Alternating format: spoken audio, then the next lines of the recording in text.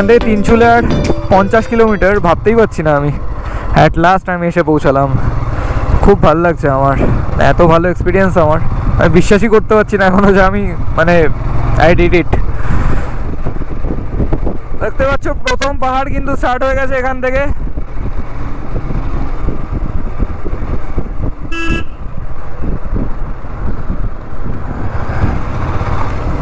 এটা তো সেবক হয়ে যাচ্ছে, আর এটা যেটা কার্শিয়াং হয়ে যাচ্ছে ওটা কি বেটার? ওটা খুবই ভালো রাস্তা। আচ্ছা, ওটাই অ্যাকচুয়াল রাস্তা।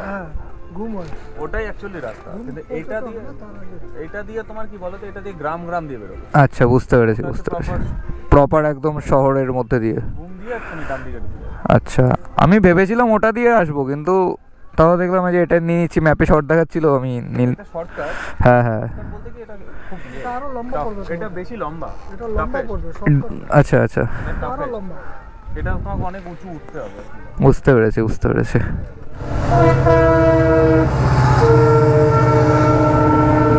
স্টিম ইঞ্জিনের ট্রেন। বললো যে কার্শিয়াংয়ের রাস্তাটা একদম শহরের মধ্যে দিয়ে, ওটা ভালো রাস্তা। এটার রাস্তা নাকি আমি আগে থেকে খারাপ পাবো, তাই তো শুনলাম। এখানে সামনের রাস্তা দেখা যাচ্ছে না, এতটাই বাঘ যে কোন দিক থেকে কোন দিকে যাচ্ছে।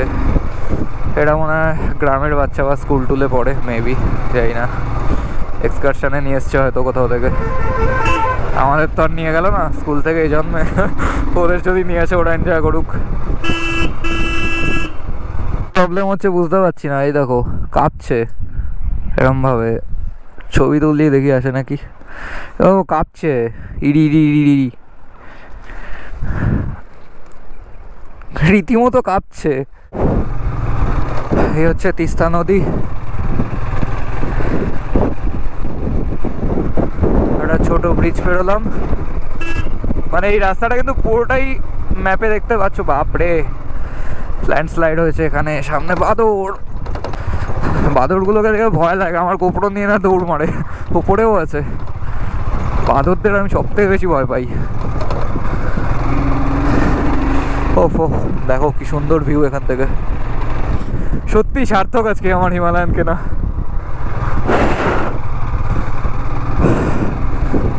এগুলো তো পাবজিতে ছিল মনে আছে, যারা পাবজি প্লেয়ার্স মনে করো এরাঙ্গেলে। हाँ वो दुकान पे मोमोज होगा, ठीक है आता हूँ मैं, एक सेकेंड। মোমো বললো হবে, বাইকটা একটু সাইড করে পার্ক করে রেখে আসছি। চলো খেতে খেতে কথা হচ্ছে। মোমো নিয়েছি, দেখতে পাচ্ছি 2 প্লেট মোমো নিয়েছি, 2 প্লেট মোমো একা খাবো। আমি বললাম না পাহাড়ে এলে আমি খালি মোমোই খাবো। 100 টাকা করে প্লেট, 8 পিস আছে চিকেন মোমো।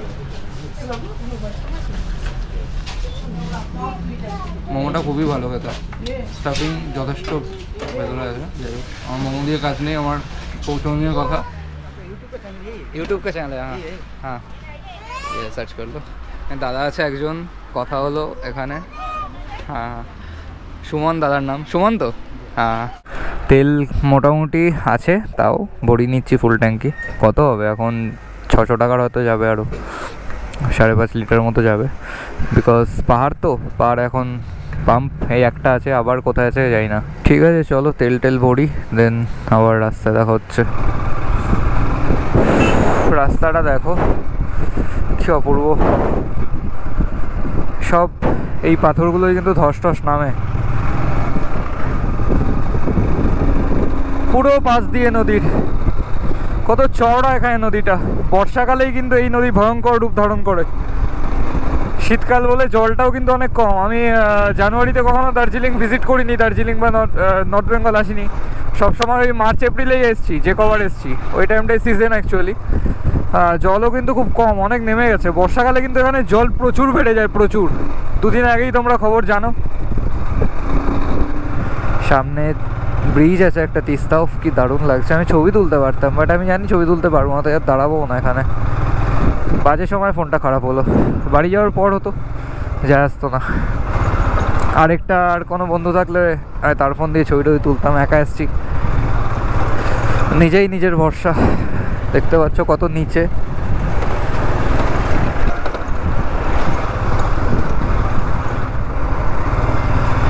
ধস টস নেমেছিল এখান দিয়ে। নদীর ভিউটা গাইস, সার্লিং করছি এখানে। এখানে কেউ খেয়াল না করে, কেউ না পড়ুক, বাট কেউ পড়ে গেলে কিন্তু তার মৃত্যু অনিবার্য। এখানে একই পাহাড়ি নদী আর টোটালি খাদ এখানে। সামনে রাস্তা দেখো,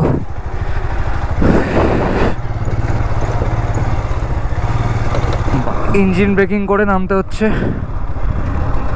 এখানে যদি ব্রেক বেশি ইউজ করি ব্রেক ফেল হয়ে যেতে পারে।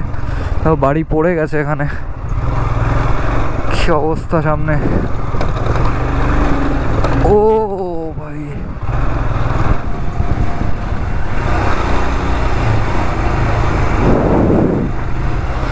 উঠে গেছি। এখানে আবার জামা কাপড়ের শপ। ওভারকোট কিনতে ইচ্ছে করছে, যদি পাই ছেলেদের একটা ওভারকোট কিনবো এখান থেকে। স্প্ল্যান্ডে গিয়েছিলাম, 1000 টাকা দাম চেয়েছিল। আমার হাইট 6 ফুট 3, বলছে তোমার হাইটের হবে না। পরেও দেখেছিলাম হাতা ছোট হচ্ছে, হাইটের ঠিকঠাক হলেও হাতা কিন্তু ছোট হচ্ছে আমার। ওহো, কাঠের ব্রিজ পেরোচ্ছি। সামনে কিন্তু রাফটিংয়ের বোট রাখা আছে এই সাইডে, আসছে নাকি জানি না। এই যে রাফটিংয়ের বোট, রিভার রাফটিং করবো, অবশ্যই করবো, নেক্সট টাইম করবো। এবার আর করতে পারছি না রাফটিং।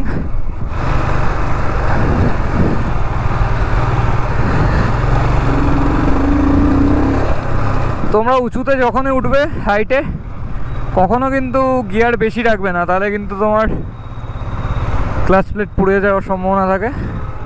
ক্লাচ বেশি ইউজ করবে না, ক্লাচ কম ইউজ করো। চেষ্টা করো যে এটা পাওয়ার মেনটেন করে ওঠার, ফার্স্ট গিয়ার রেখে ওঠো, অথবা কম ঢালু থাকলে সেকেন্ড গিয়ার রাখতে পারো, বাইকের পাওয়ার বুঝে। কিন্তু ঘুরেই যাচ্ছি এখানে। আমাকে ওরা বলেছিল তখন যে প্রচুর কিন্তু খাড়াই রাস্তা। আমি এতটা খাড়াই ভাবতে পারিনি, তবে খাড়াই হয়ে ভালোই হয়েছে, আমার কিন্তু এক্সপিরিয়েন্স বাড়ছে। এরপরে যখন আমি লাদাখ রাইড করব তখন আরও সুবিধা হবে। লাদাখে যদিও মনে হয় না এত উঁচু পাহাড় ক্রস করতে হবে, ওখানে মেনলি রিভার আর খারাপ রাস্তা, চড়াই মনে হয় না এতটা আছে বলে। এ বাবা, গাড়ি কিন্তু পড়ে গেছে দেখতে পাচ্ছ। ট্যুরিস্ট, বাঙালি ট্যুরিস্ট, বাজেভাবে পড়ে গেছে গাড়ি।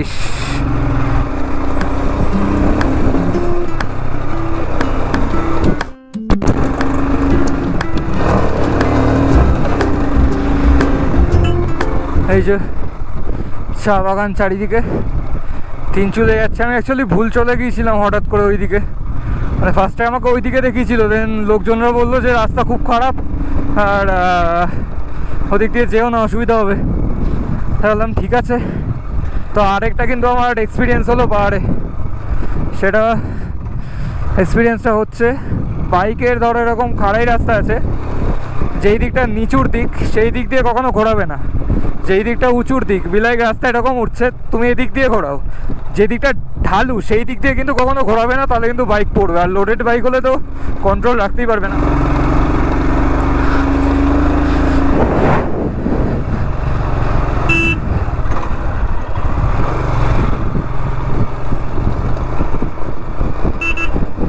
সিমলাতে আছে, এখানেও কিন্তু দেখলাম আমি, ভালো বেশ। এটা জানতাম না, নাহলে হয়তো আমি এখানেই থাকতাম। এই যে পেছনে হোয়াট এভার, রাস্তা কিন্তু শেষই হচ্ছে না, তখন থেকে চলেই যাচ্ছি। চলো, ডরকে আগে জিত হ্যায়। ও হো, ওয়েদার ওয়েদার क्या नजारा है भाई। পাহাড়ে কিন্তু ভয় পেলে চলবে না। তিনচুলে ঢুকলাম, এবার অর্জুন হোমস্টে খুঁজতে হবে। এখানকার বাচ্চারা কিন্তু ক্রিকেটের ওপর ক্রেজ নেই খুব একটা, ফুটবলের ওপর কিন্তু প্রচুর ক্রেজ এখানকার বাচ্চাদের।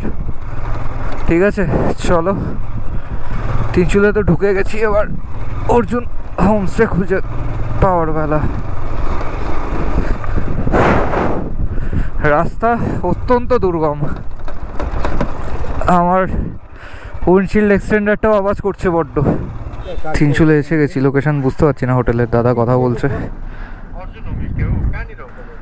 यहाँनिर तिनचुले ऊ क्रस गरिसक्यो बुझ्नुभयो त तक्दा आउने बाटोमा छ तपाईँको कता भन्नु त कहाँनिर हो भन्नु त राकेश छ नि राकेश छ राकेशको पल्लोपट्टि त्यो बाटो उकालो जाने र त्यो तेर्सोमै त्यहाँनिर